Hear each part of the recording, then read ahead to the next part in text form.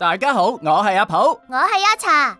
2026年人口普查會喺2026年1月1日至12月31日期間進行。你又知唔知人口普查嘅目的係乜嘢呢？一齊睇下啦。呢封信係通知我被抽樣選中做2026年嘅人口普查喎。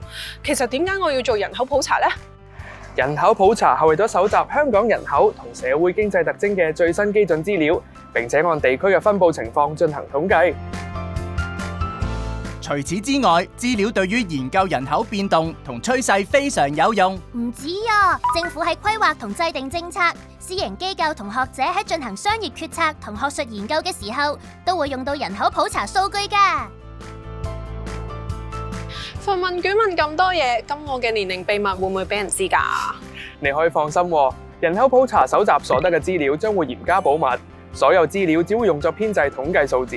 咁啊，咁我快啲填好份問卷先。